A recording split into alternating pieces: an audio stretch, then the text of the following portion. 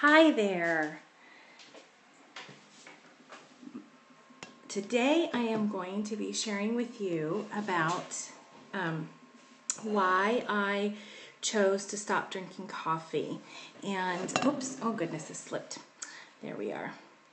Okay, we're going to have to come up with a better system probably, so that doesn't happen. But first of all, I just want to say welcome to everyone who is joining me for this Periscope. My name is Rosalind Yukic, and I am from the Pacific Northwest in the United States, from Oregon, but I now live in Croatia, and I blog at A Little R&R. You can find my blog at ROSILINDJUKIC.com, and there I blog primarily to women and about just different issues that pertain to women, and so it's a pretty wide scope of topics that I write about. But basically, it's about being godly women. And so recently, this past spring, I did a series on adrenal fatigue. And if you don't know what adrenal fatigue is, it is when your adrenal glands are depleted of necessary hormone cortisol that helps you to sustain under long-term stress. So, on my blog, you'll find a series of blog posts about that. But, just to briefly say that you have adrenaline that helps to give you a spurt of energy for a moment, a stressful moment that comes and goes, like you had a car wreck or a child is in danger or something like that. And then you have cortisol that helps it's like the slow burn to adrenaline. That helps you to maintain under long-term stress, like if you have an ailing parent or a spouse who is dealing with, long-term illness or a lifetime illness, and that sort of thing.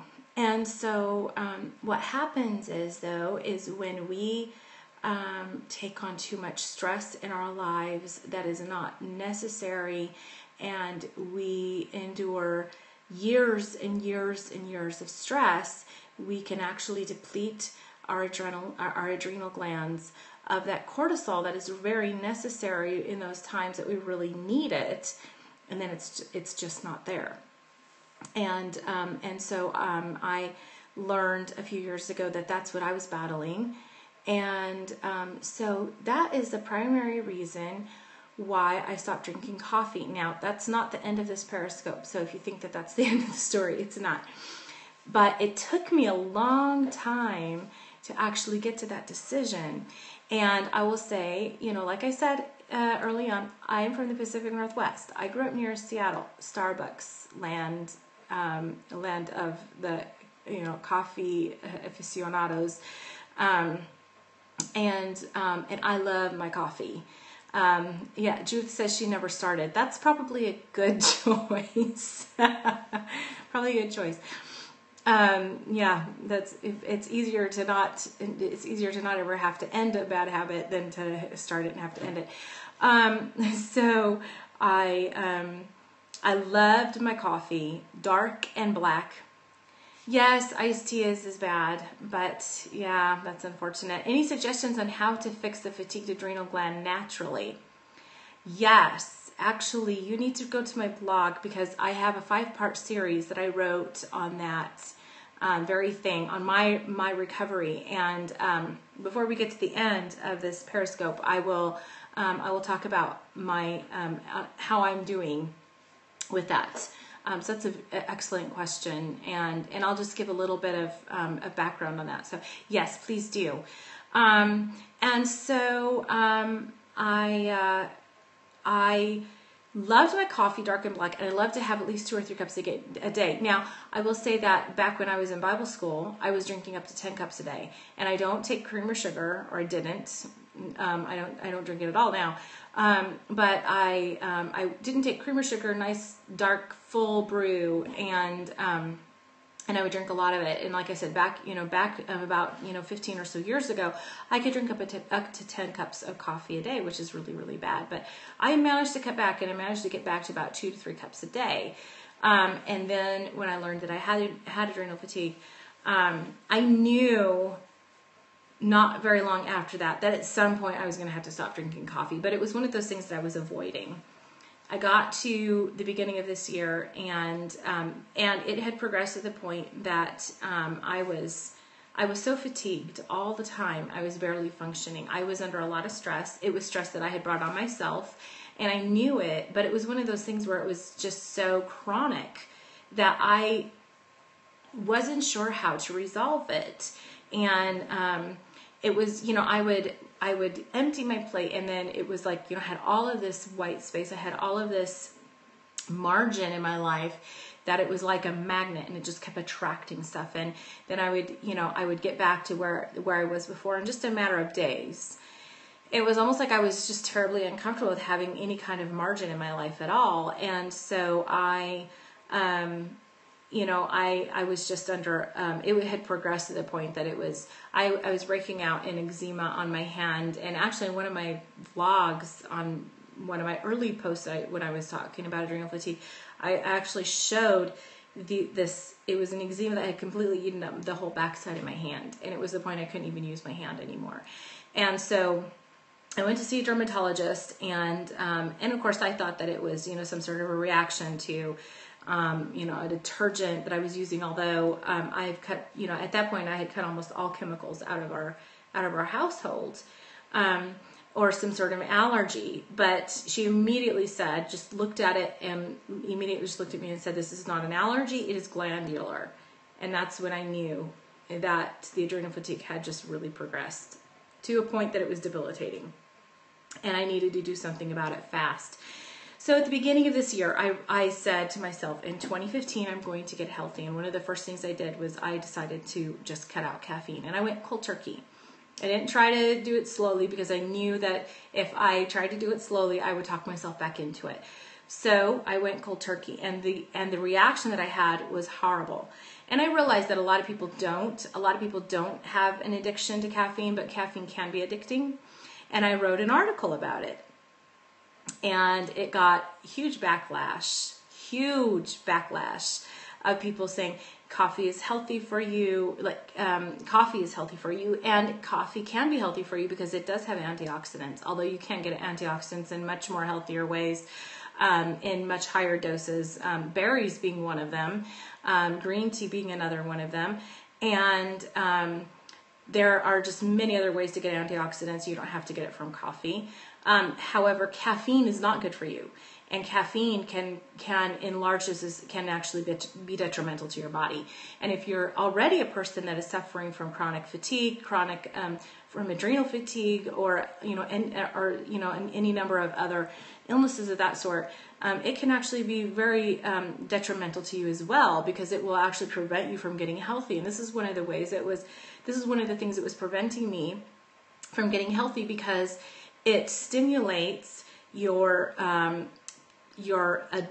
adrenaline production, and it needlessly empties your adrenal glands of the necessary hormones that you need to handle stress. I have to drink half a cup of coffee because it makes my anxiety so bad. It does, and that's what was happening to me.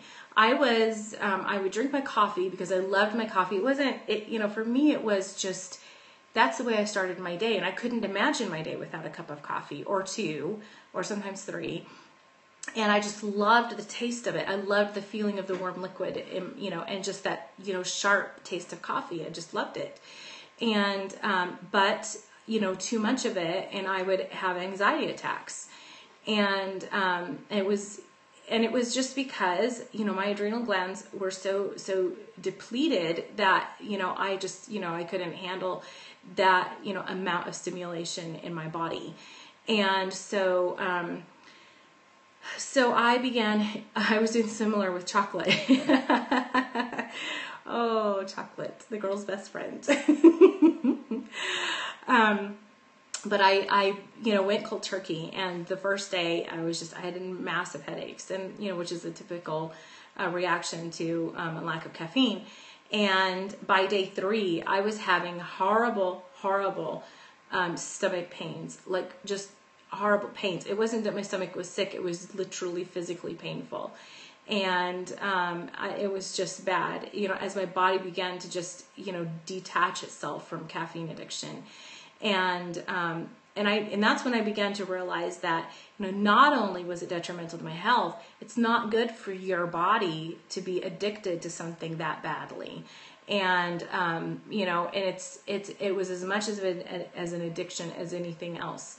And so, so this is why I have decided to go off. I decided to quit drinking coffee, and I've replaced it with tea. But I have to say, I've gotten to the point where I don't even crave it anymore. And, I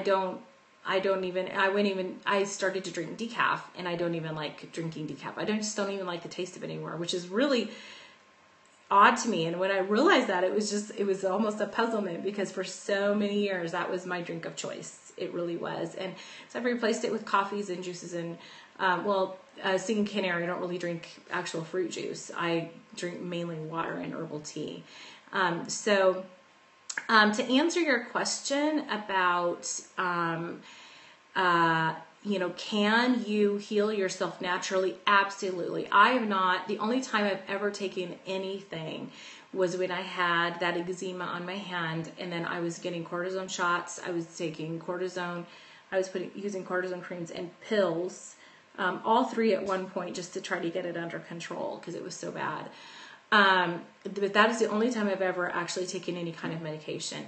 So what I have done, it's a five-point plan, and I go into detail on each of these 5 points in these blog posts. First being food. I cut back on carbs, and I was able to isolate foods that my body do not react well to. I don't react that well to bread so much. I'm not necessarily now I'm not going to remember, gluten intolerant, or I would probably, maybe I'm like on the a lot lighter end of gluten sensitive, but I'm not gluten intolerant. I noticed a slight difference when I stopped eating gluten, when I went gluten free. I noticed a slight difference, but it wasn't measurable enough to me that it would actually, that my lifestyle would actually need to change, because it would have required a massively radical change in my family, and the rest of my family wouldn't be happy with that.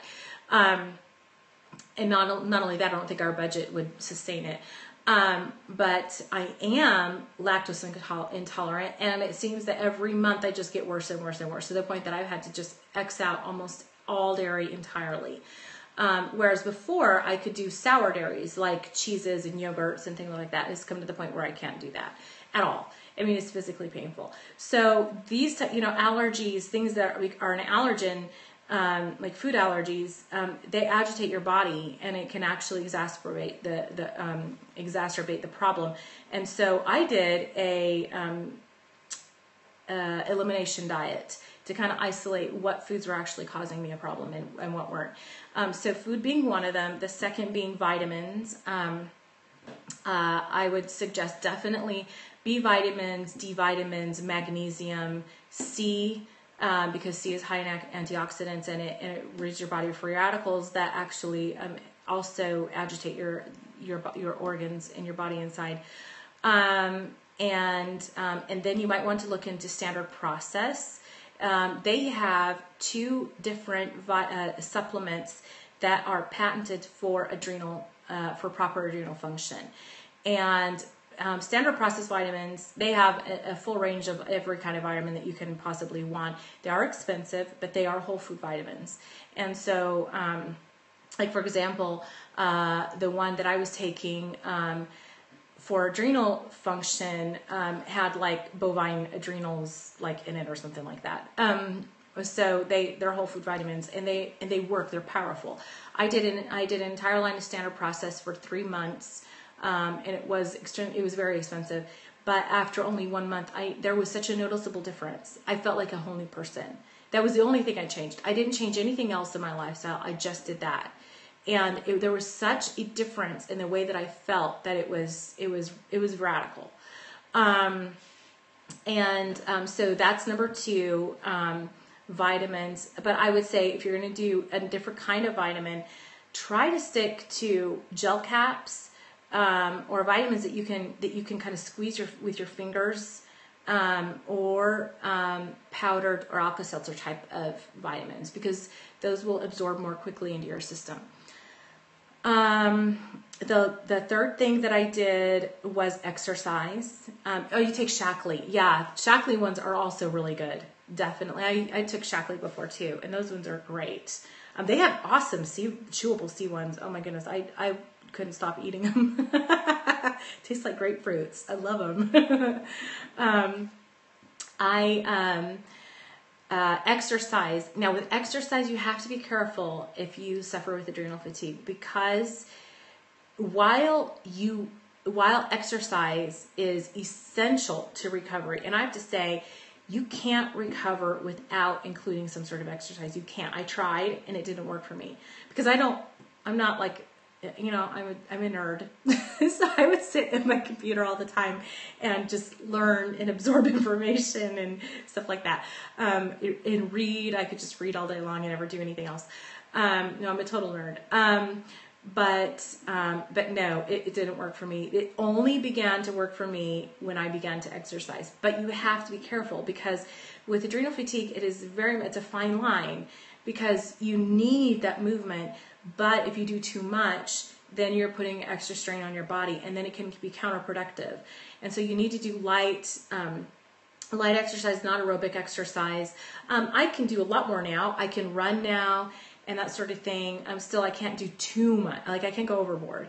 But then I wouldn't be in any danger of going overboard. Probably no one ever accused me of exercising, going overboard with exercise, unfortunately.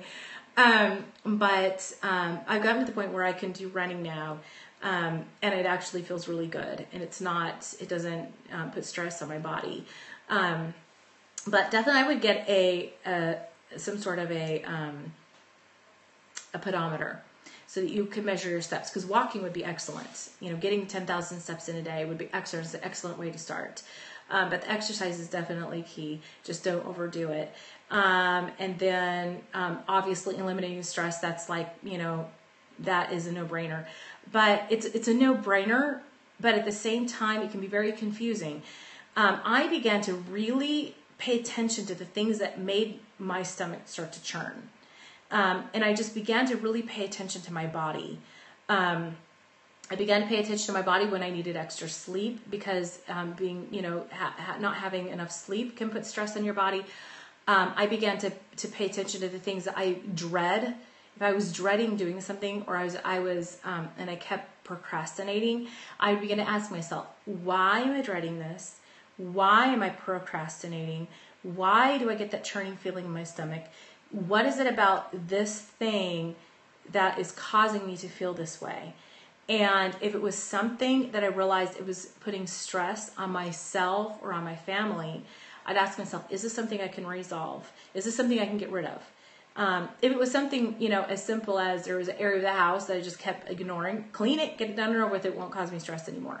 But if it was an activity that I had promised, that I had given my word to do, I'd ask myself, is this something that I can get out of, and not, cause someone else unneeded stress? Is this something, if it's not, then I need to find a way to deal with it so that it is not causing me so much stress. And so I began to just ask myself these things. I read the book, The Best Yes, which really helped me to isolate those things that I needed to say yes to, and then all of the rest that I needed to say no to. And I began to say no more times in 2015 than I have probably in my whole life, my whole adult life combined.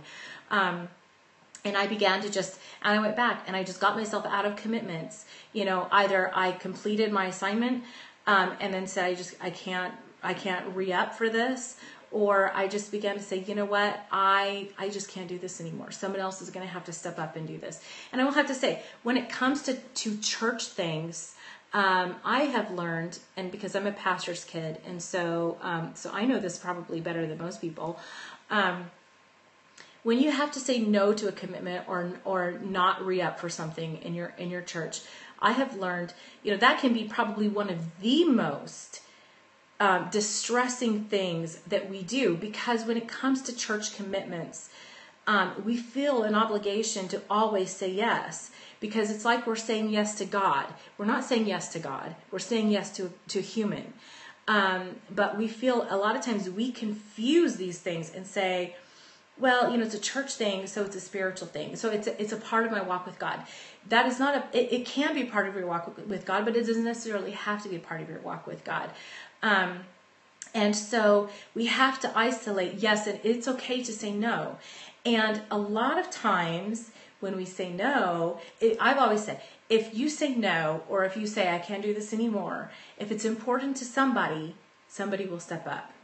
If nobody steps up, then either people are relying upon you to a degree that is not, she says it again, it's okay to say no. Yes, it is okay to say no. Absolutely. Yes, yes, yes. But if nobody steps up, either somebody is relying upon you to do the whole job, which is that's not very kind. Or you're scratching an itch that's not there. And if you scratch an itch that's not there for too long, you become an irritation. So you have to know, is this something that God has really called me to do? If He's not called you to do that, then you're outside of the will of God, even though you're doing spiritual service. And so learning to empty your stress, that's number 4, and then number 5 is sleep. And sleep is so important. It is far more important, I think, than we realize today. We live in an age where people pride themselves on only sleeping 4 to 5 hours a night and functioning on that. And, one of the first things that we do when we have a full day, we tend to cut our sleep short. We go to bed late, we get up early. We have a lot to do. It's like, I have to get up earlier. And instead of saying, I have to get up earlier, so I need to go to bed earlier, we go to bed at our usual time and get up earlier. And so most of us are on a severe sleep deficit. And we don't live in a culture that naps. It's not really a part of our culture. And so we're not catching up on our sleep through napping.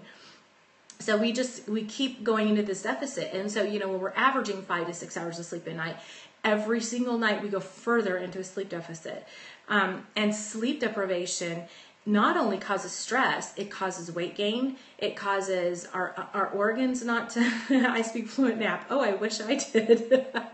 I'm the worst napper. I don't nap because I don't usually feel well after I've napped. But that's great.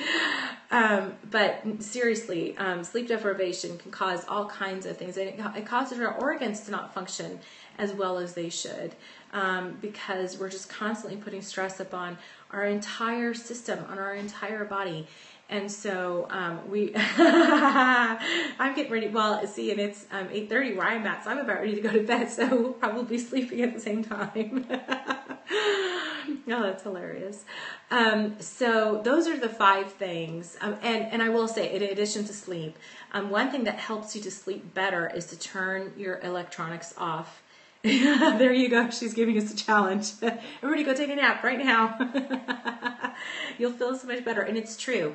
I keep seeing up on my on my timeline, Michael Hyatt talks a lot about sleep. He talks a lot about napping. And I have to say, someone as successful as he is probably has earned a right to talk about that. There you go. Yes, that's right. Don't leave and go take a nap now. Wait till I'm done. So yes, I remember what I was saying now. I kind of got distracted, but it's okay. I love the conversation. I really, this is why I love Periscope, because I love the interaction. So much fun.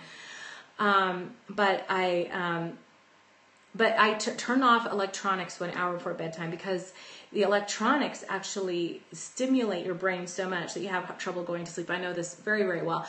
And I will say, I've been on the weeks when my husband is third shift, I use a sleep tracker to track how well I'm sleeping. And I do average probably only about a half an hour to an hour of deep sleep a night. That's with 6 to 8 hours of sleep a night.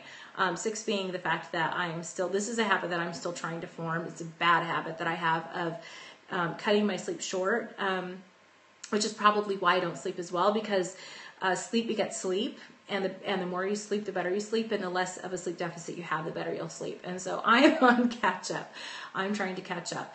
But I have also learned to listen to my body. So when my alarm goes off, if I can sense that I am really fatigued, I turn it off and I find another way to make my day work, and I go back to sleep.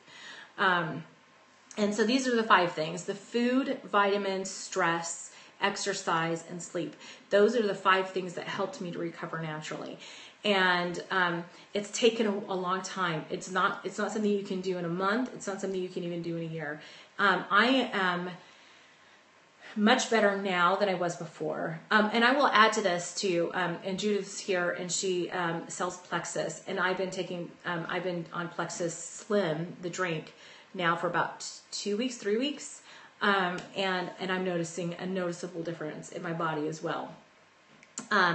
But I will say that although I am better than I used to be, I'm not there yet.